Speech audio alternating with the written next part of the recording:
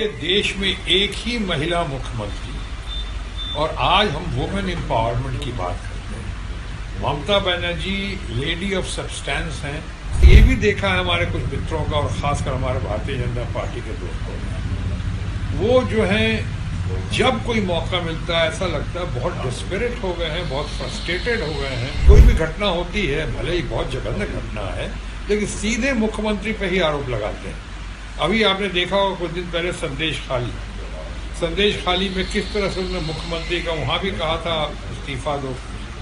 इस तरह से बातें कर रहे हैं। ममता बनर्जी को इस्तीफा देनी चाहिए।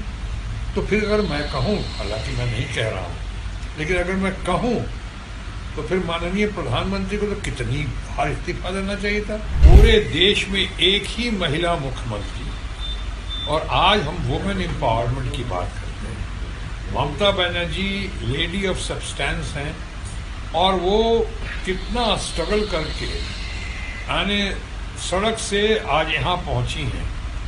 कितने उन्होंने जख्म खाए हैं, कितनी चोट मिली है उनको, कितनी तकलीफ हुई है। उसके बाद उन्होंने अपने आप को ट्राइड, टेस्टेड और सक्सेसफुल लीडर साबित कर दिया। पूरे देश को, समाज को उनके ऊपर गौरव है।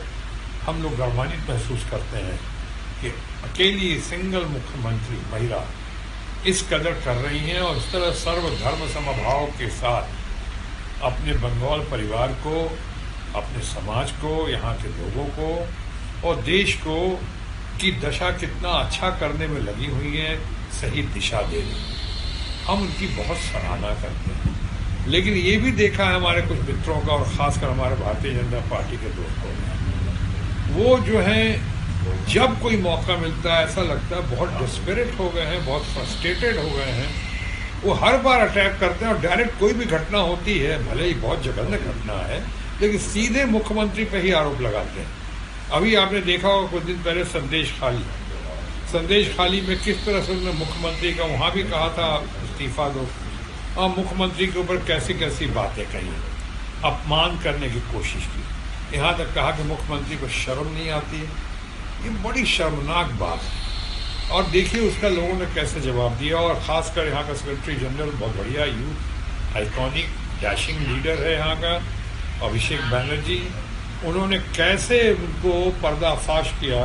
उनके वीडियो के जरिए, उनका ऑपरेशन करके, वीडियो ऑपरेशन के जरिए कैसे रिकॉर्डिंग करके सारी बातें सामने डाली कि कैसे मिली भगत थी यहाँ के सेंट्रल रूलिंग पार्टी और यहाँ के बीजेपी के कुछ दोस्तों की कारस्तानी थी। ये कारनामा था और ये एक्सपोज हुआ, लोगों को समझ में आ गया। यहाँ भी इस तरह की बात करना, अगर कुछ त्रुटियां हुई हैं तो उसकी इंक्वायरी हो रही है। अगर उसकी इंक्वायरी हो रही है, हाईकोर्ट पर फैसला आएगा, सीबीआई उसमें अपनी जांच की रिपोर्ट देगा, उसके बाद बात करें तो ज़्यादा बेहतर होगा। अभी जिस तरह से वो लोग कर रहे हैं, धरना प्रदर्शन करना उनका अधिकार है, जनता का भी अधिकार है, उसमें उनको शिकायत नहीं करेंगे। लेकिन जिस तरह से कहा जा रहा है, ऐसा लग रहा है कि होश कहीं खो गया, सिर्फ जोश को सामने लेकर लाया जा रहा है।